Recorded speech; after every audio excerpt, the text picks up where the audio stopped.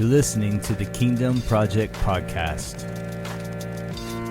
These are discussions on biblical theology and interpretation. The emphasis is on context and grace. The goal is to promote biblical literacy by displacing and debunking most modern interpretations. The challenge is to engage in healthy conversation that may stretch but sharpen iron. This is the Kingdom Project, and I'm your host, Marcus Hall.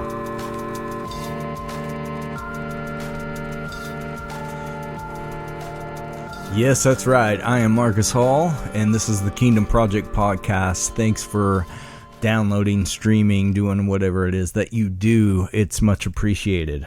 All right, so we are in this Revelation series, and I said I was probably going to make a second episode focusing on Revelation 1 through 3 again, and just dig a little deeper in here, okay? Because here I want to say, or ask, when did Jesus say he was coming? So if you haven't checked out the first part of this series in Revelation, go to that, then come here, and then obviously we'll that's all there is probably at this point, but here, let's go in, because I think it's going to be interesting to see whether Jesus reveals anything about the time of his parousia here in this last epistle of the Bible, okay? So, if we have a when question, all right, that's going to hurt, or help. Not going to hurt. What am I talking about?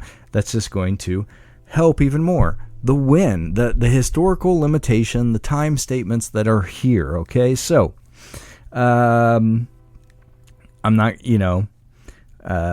this is just on these three, okay? So, but why we ask that, I hope to lay some groundwork for that understanding of those types of things. I'm always trying to do that. I will continue to do that, all right? That is one of my main points in doing all these things. And every episode's context, how to interpret, all those types of things, okay? So, before we ask when did Jesus say he was coming, it may be necessary that we understand some of those important things again: the historical limitations, the time statements, time limitations, audience relevance. Okay, so the revelation, then, right? Revelation of Jesus Christ, which God gave him to show his servants the things that must soon take place. He made it known by sending his angel to his servant John. Let's stop there. And see, we get this. We have Revelation here as the title. Revelation is apocalypse. It's apocalypsa or apocalypsus. It means an unveiling or a revealing. Okay, so the proper name for this would be the revelation of Jesus Christ. All right, now, like I've mentioned, it's some dark mystery. It's a source of great confusion. For preachers and, for lack of a better word, modern day prophets, it becomes a source for many false prophecies, okay? But it's called revelation because it is revealing of God's plans and purposes for those to whom it was written within the first century. Okay, so it's disclosing something here, a disclosing of something. So if the book was just a mystery and it was just all shrouded in all this darkness, then the Lord gave it the wrong name. Okay, so the very first should read something like, if it was a book of mystery, it would read like the never to be revealed secrets of Jesus Christ to those only who have revelatory knowledge of the secret decoder ring of the church. Something like that along those terms, okay? So, now, we see here these words, which God gave unto him, Jesus, right? That's him. God gave unto him, Jesus, to show to his servants, the early Christians, the first century church, the things which must soon take place or shortly come to pass, okay? And then he made it known by sending his angel to his servant John, who wrote it down in a letter and sent it to his fellow believers. That's really what it's sort of saying here. I'm not trying to add to the Bible. I'm just trying to show you what's going on there. Okay, so here in the opening statements, it should be plainly stated that the words of Jesus to John were for the purpose of showing the first century church some things that were shortly coming to pass. So this letter or this vision was plainly given to reveal things, not to hide them. All right? And it's further shown in the 3rd verse of the book when Jesus says, blessed is the one who reads aloud the words of this prophecy, and blessed are those who hear and who keep what is written in it, for the time is near, or the time is at hand. Okay, so maybe in a very limited sense of the word read here, or reads, the early church could have read the letter from John without having any idea what it was all about, but they were also supposed to hear the words of the prophecy. Okay, so in the Bible, to hear the word of the Lord means to obey the word of the Lord. All right? Now, here's the thing. They could not have obeyed this word if they did not understand what it was saying. Okay? Also, they were to keep the things that were written in the letter. So how could they have kept the things written in the letter if it was a big mystery to them? Or how could they obey all the things that were in here if it was 2,000 years away? All right? Because they couldn't.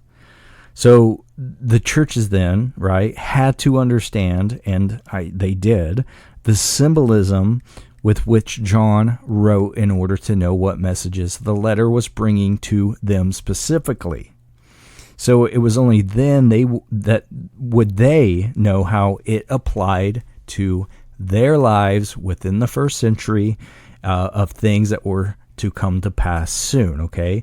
And this was to tell them how they should respond as well, okay? So it's just in those 3 verses, I've stated that a lot of answers are given. We have Jesus dictating and John writing it down. Jesus has established beyond a question here that this letter is indeed the revelation of him, of Jesus Christ.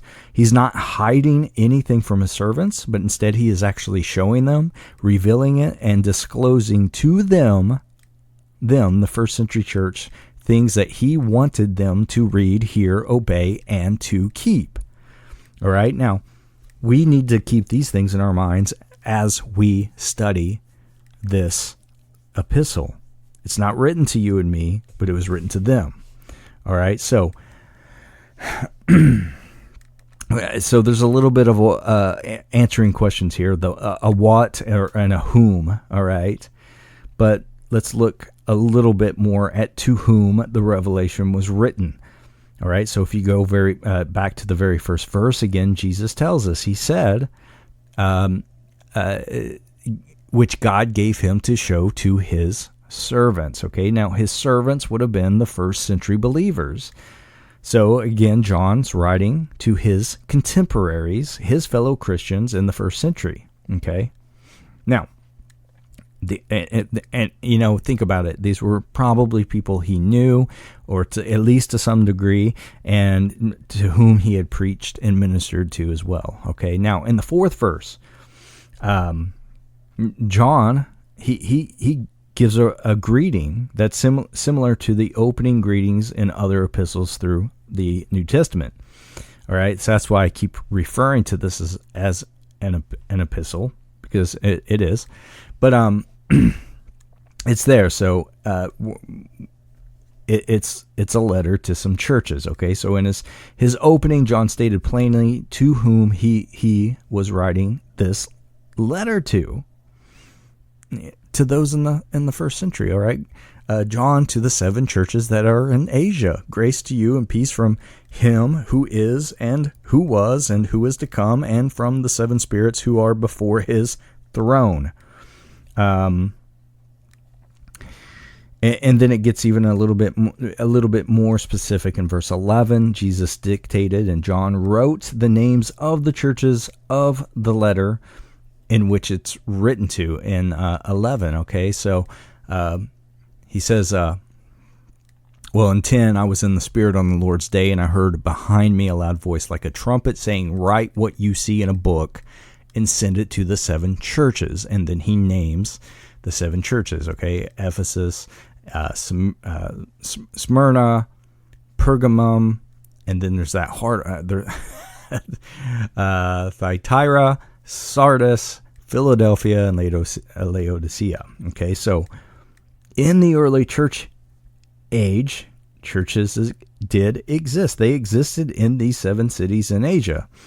Okay, so this is written by the Apostle John, that was written to the Lord's servants in those 7 churches. Okay, and it's essential to keep that in mind. Again, it's not written to us. It's not written for the 21st century. Okay, so yeah, certainly like the rest of the Old and New Testaments, like we can learn lessons and do all that stuff and the applicability. Okay, but the first and primary application was exclusively to the Christians living in the first century. All right, so there's no doubt that this letter and the other epistles addressed to churches or to a specific individual but they were all passed around among other churches so that all the believers could benefit from the writings of the apostles and leaders of the early church. There should be no disagreement there. Okay, so when Jesus and John were writing, I'm sure they weren't thinking about us. Okay, so their attention was on those early servants of the Lord and their great needs. It was addressed to them. All right. It was about them. It was about their lives. It was about the problems and the difficulties that they were facing and would still yet face. It was also about encouraging them to hold on and to be faithful until the end. Okay, so it was about what Jesus was going to do to give them relief from their sufferings.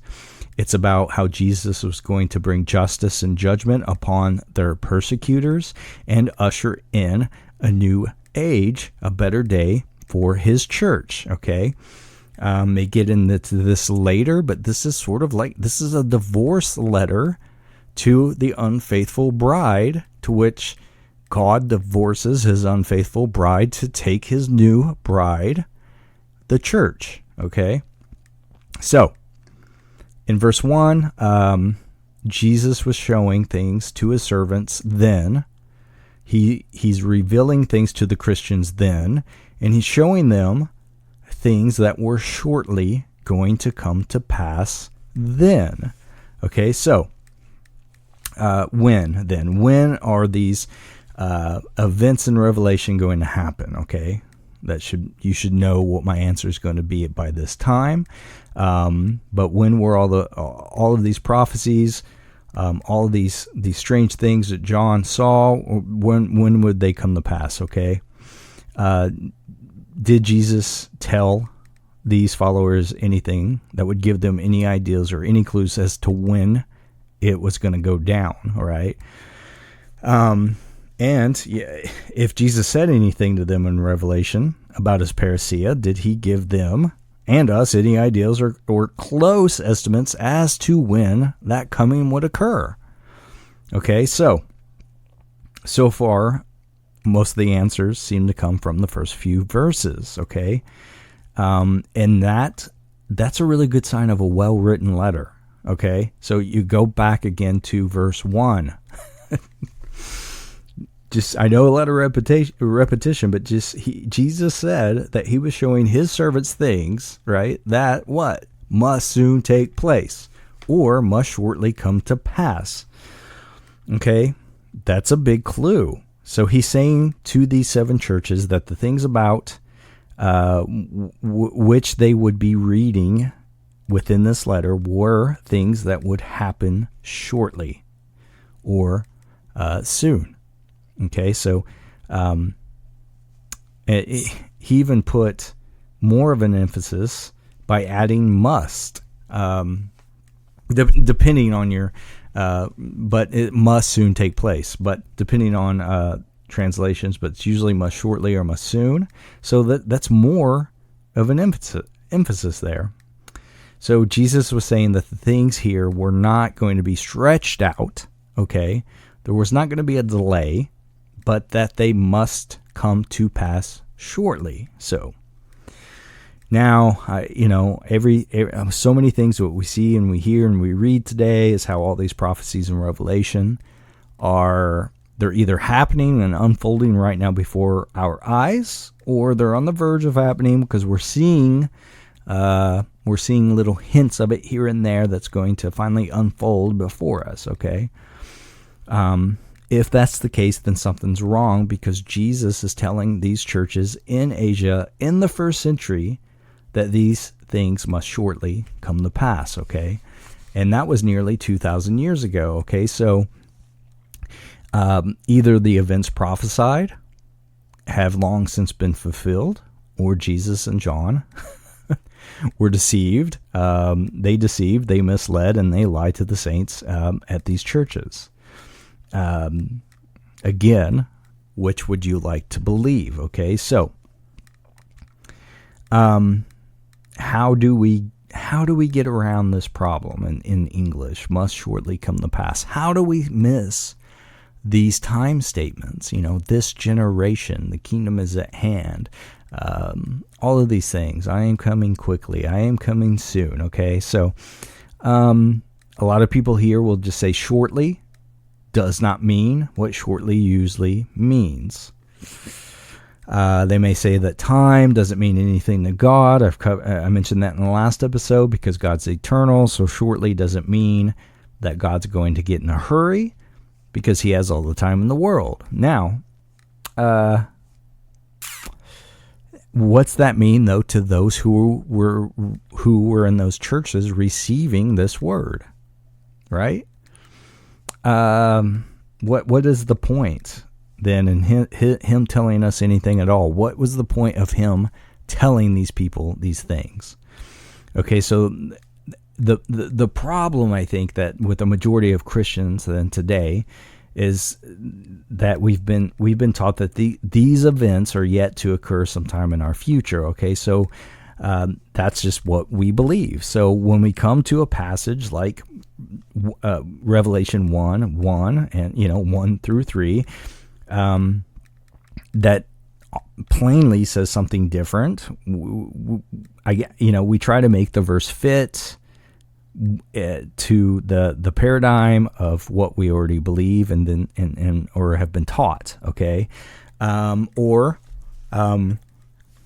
one of the biggest things that we always do, we just read it within our time frame of what's going on. That, well, this is going to happen soon. It says right here, like it was just written to us, just hot off the press. Okay, so,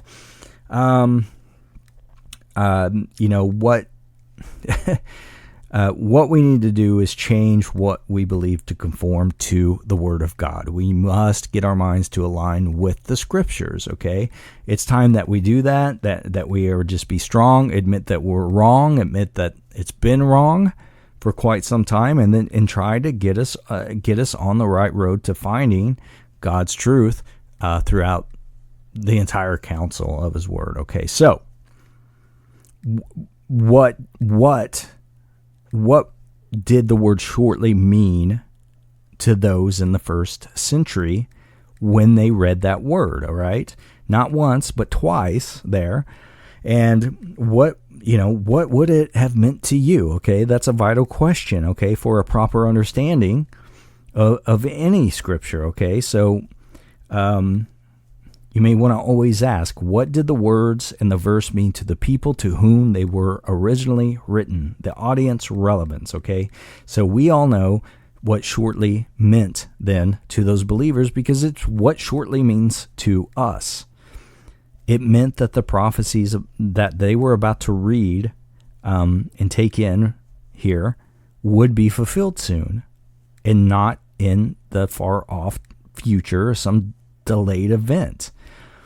Like I said, he even put a little more emphasis on shortly by adding the word must. So these prophecies in Revelation must shortly happen to those who are reading it. Okay, now shortly meant the same thing as it meant in all the other epistles. It meant the same thing. It meant when Paul told Philippians, but I trust in the Lord Jesus to send Timothy to you soon or shortly. Okay, and I've gone over that. So it's not complicated unless we don't want to believe the truth. Okay.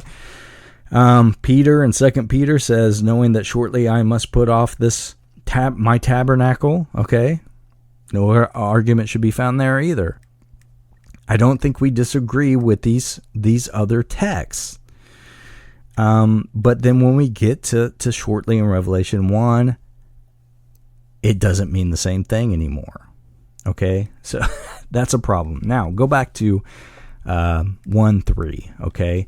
1:3, blessed is the one who reads aloud the words of this prophecy, and blessed are those who hear and who keep what is written in it, for the time is near. Okay, Jesus was determined to make certain that everyone clearly understood when all of these events in Revelation would occur. Okay, he states again when it's going to happen, for the time is near. For the time is at hand. He's emphasizing the nearness of these events, okay? Not once, but 2 times in the first 3 verses of the book. So, do you think he might have been trying to make a point here? Right? Yeah, in case they weren't sure about the word shortly in verse 1, he further explains it in verse 3 by saying that the things he was about to show them were at hand. Okay, so, for the time is near or at hand, it means near. Okay, so now, again, what do? Like in John 2:13, it says, and the Jews' Passover was at hand. Obviously, that meant the time for the Passover was near. Paul talks about his departure is at hand in 2 Timothy. Again, we would all agree that Paul was saying that his death was near and soon and he was going to die. Okay, so how could the events in Revelation have been at hand and near to the people receiving the letter in the first century and still not have happened now? They still haven't come to pass. Okay, again, either Jesus was wrong or the preaching and teaching we hear today is wrong. I go with the preaching and the teaching. I go with the wrong interpretation. Jesus was not wrong, okay? Obviously, it should not be a difficult decision to make. Okay, so the events in Revelation all must have occurred in the first century or Jesus was wrong, okay? When you start to face it, this is what you have to come to grips with here. Any events being fulfilled in the far distant future, they just will not fit into Jesus's time frame of being near, at hand, and shortly coming to pass. Okay, so the whole point that I said for a second episode on this is that really the key to understanding is found in the first 3 verses of the book. Okay, even though people will say the first 4 have happened, the rest is future. That doesn't make sense. You can't just dissect a book like that and put a parenthesis in there It's just not going to work. That's improper interpretation. Okay, so, continuing then with the when, the question of when. We'll leave the first 3 verses. Let's go to 19. Write therefore the things that you have seen, those that are, and those that are to take place after this. Okay, so this talks about the past, it talks about the present, and it talks about the future. Okay, now the King James expresses no sense of timing, but Jesus was more specific than that. Okay, so the Greek word in this verse is mellow. Okay, King James didn't properly translate it in our English version, right? But Jesus has actually said in the original Greek, the things about to occur. Okay, so the things mellow occur. So this gives a whole new meaning then to the verse. John is not just writing of things which were going to happen after this or hereafter, sometime by and by or whatever, but they were events that were about to occur then. Okay, so verse 19 is in harmony with the first 3 verses. They all agree the fulfillment of the prophecies in Revelation was at hand and about to occur shortly. Okay, so there is like a Greek text and an English translation. It's the emphatic diglot that says that the Greek text in an English translation of verse 19 reads, "The things which are about to transpire." Okay, so the first chapter then of Revelation is there's no conflict, there's no question. It declares here emphatically that the things that John was writing about would be occurring soon in their lifetime, not 100 years later, 500 years later, and 2,000 years later as we're at now. They were actually near at hand, about to occur, must shortly soon take place. All of that stuff in those days and times of that the 7 first century churches. Okay, so. But of course, today we read that prophecies in Revelation have still not been fulfilled. We're told we should look for them to be fulfilled any day now. And it's always soon. Soon becomes later. And then later never comes. And then it starts all over again. And it's a vicious cycle. Okay, so I think the answer lies partly in the fact that we have not studied these issues for ourselves. We think it's too hard. We think it's too complicated. If the preachers aren't touching it, why should we bother to mess with it? It's because nobody is being properly taught or trained or even trying to teach themselves that what hermeneutics is. So that's an issue, and that's one of the reasons why I've been doing this podcast. Okay, so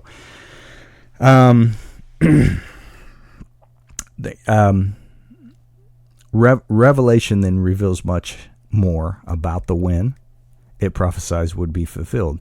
Okay, Jesus dictating to John took no chances here at all to create any misunderstandings about when these events would happen.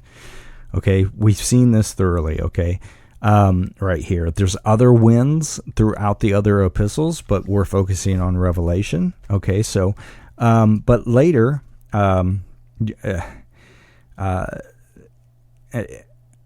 after all of this, he after Jesus goes through everything, all the signs, all the symbols that make up most of this epistle, he ended the letter just as he started it, emphasizing and re-emphasizing that it would all take place soon. Okay, so he said even more about when in the last chapter. So we're going to just fast forward to that last chapter, take a little bit of a look here at Revelation 22 in verse 6. It says, "And he said to me, These words are trustworthy and true, and the Lord, the God of the spirits of the prophets, has sent his angel to show his servants what must soon take place. Again, it's the same thing Jesus said in the first verse of the book. He even used some of the exact same words. Okay, so do you get the feeling that Jesus wanted to emphasize this point, that shortly be done? All right, do you get the feeling he really meant it?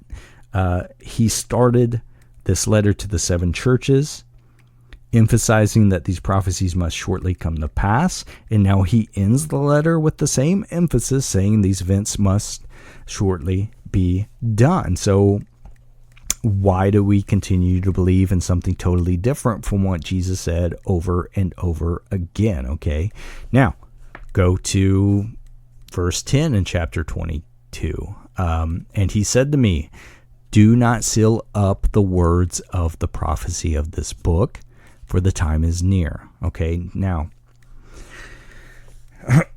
excuse me, okay, but this time Jesus used the exact same words that he used in verse 3 in the first chapter, for the time is at hand. Okay, so how much clearer could he be? All right. Okay, they would soon see the fulfillments of the prophecies in this epistle in their lifetime, but we have to consider this seal not meaning, okay? This meaning not to close up or to keep hidden the prophecies in which he has just received, because the time is at hand, okay, for their fulfillment. So, the best way to understand this is the Old Testament example in the book of Daniel, all right? So in Revelation, this command to not seal the book is in the last chapter after the prophecies have been given, okay? But in the last chapter of Daniel, some 600 years before Christ, God gave Daniel an exact opposite command when he said, like, shut up the words, seal the book, even to the time of the end. Okay, so we're not getting into Daniel's prophecies, okay, but many of those prophecies were about 600 years away from the time of their fulfillment, all the way to the time of Jesus.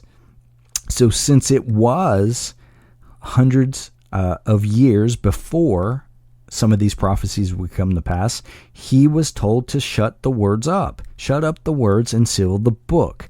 In contrast, John is told by Jesus to not seal these up. All right? Are you following me? Do not seal these up. Do not seal up the words of the prophecy of this book, for the time is near.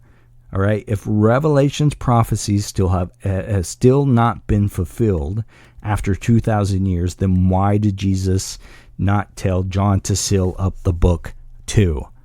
All right? Because he told Daniel to seal up his book when some of his prophecies had only a mere 600 years to wait. We're 2,000 years now removed from this revelation. The reason should be obvious. The time for the fulfillment of Revelation's prophecies was at hand. The point further supports then the fact that the prophecies in Revelation would be fulfilled in the days of the early church within the first century. Jesus went to great lengths, it seems here, to make certain that the early church clearly understood that Revelation was about events that would occur within their day, within their time, and not generations that they would know nothing about. Okay, so you have to also realize the time of the end in Daniel 12, right? It came in the time of Jesus and his apostles. So in the New Testament, it's called the last days, or the end of the age. It was the time of the ending of the old covenant age and the final days of the world of Moses and the law. Okay, so hopefully now we're just a little bit more prepared, a little bit more primed to look at the verses about Revelation and what's going on. Okay, so we know the book was written to the Christians living back then, not to us. It was about the things that would happen soon in their life, not today, not anytime soon in our lives. Okay, it was them, not us. They were the ones to read, obey, and keep what was written in this letter to them.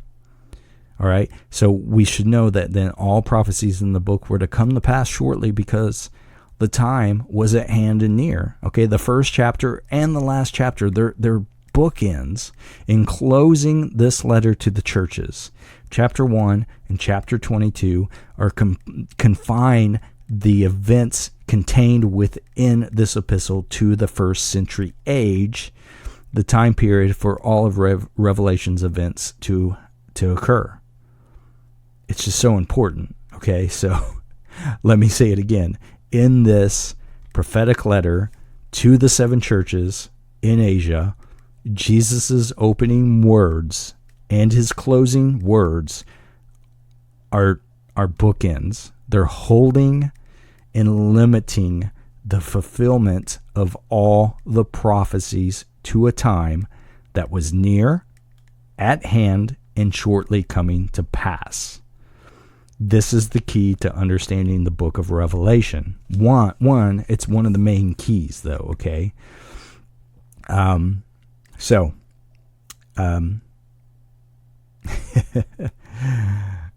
Let's just get back to just one more little overview. Let's just see if there's more when. Okay, if you go back to the first chapter, verse 7. Behold, he is coming with the clouds, and every eye will see him, even those who pierced him, and all the tribes of the earth will wail on account of him. Even so, amen. All right? Well, when? It says those who pierced him. They're going to see him when he comes.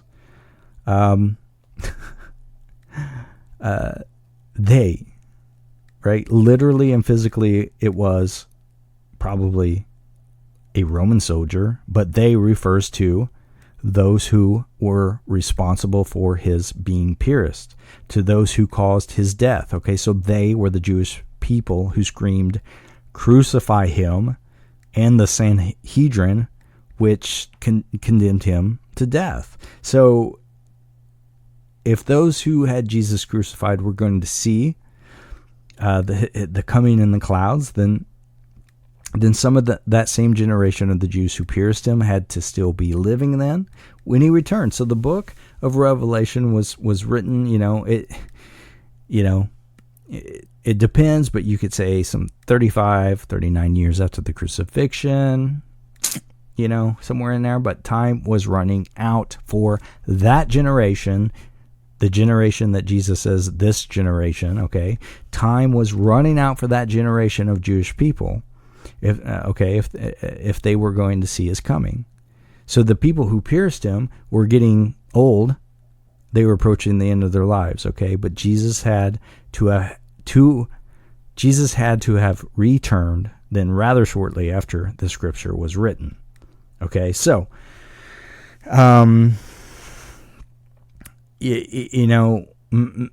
Matthew 26:64. It's like what Revelation 1 says.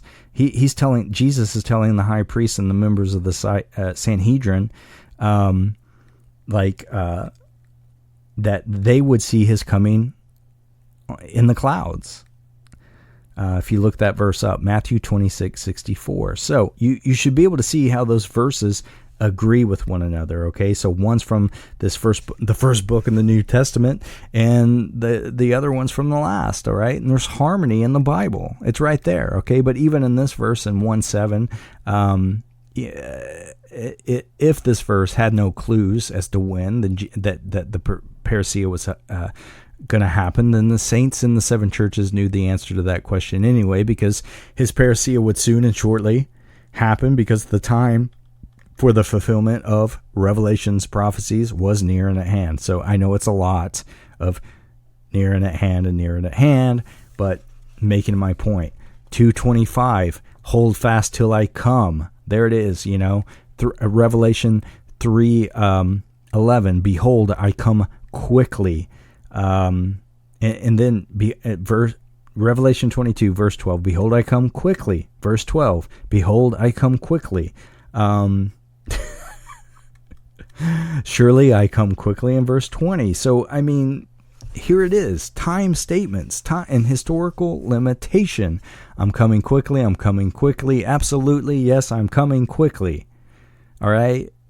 So the church today says Jesus is coming again. He's coming soon.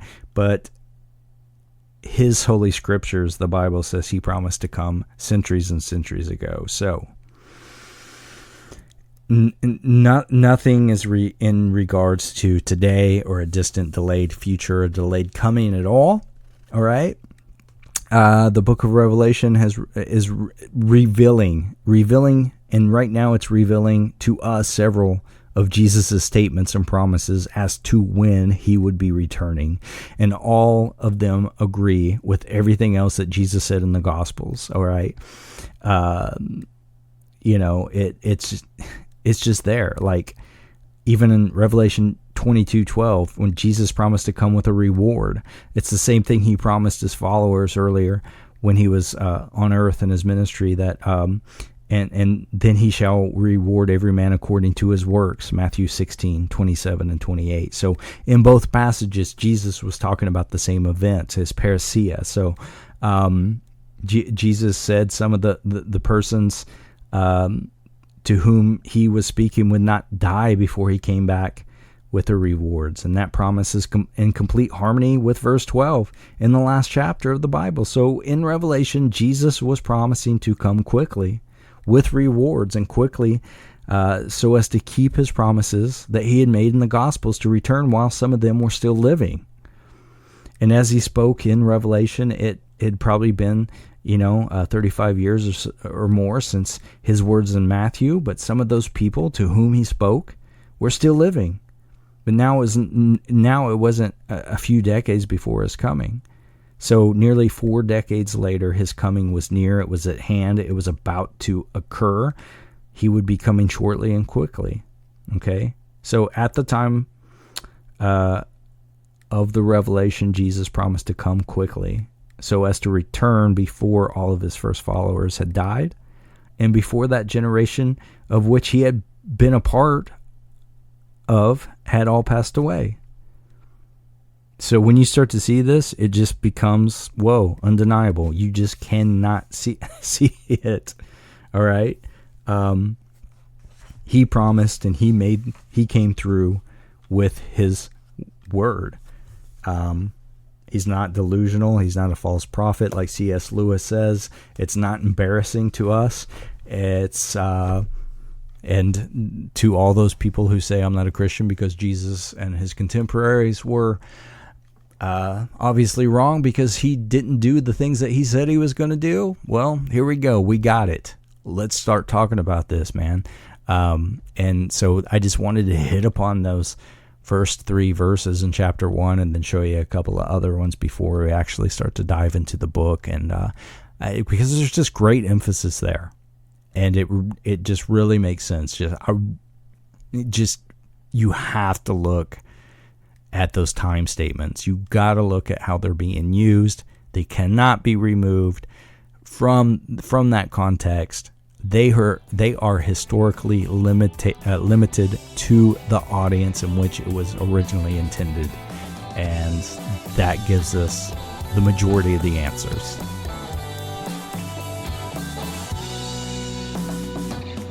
All right, there you go. Any questions, comments, disagreements, send them my way at thekingdomprojectpodcast@gmail.com. And until next time, be a mustard seed, be leaven. Thanks for listening.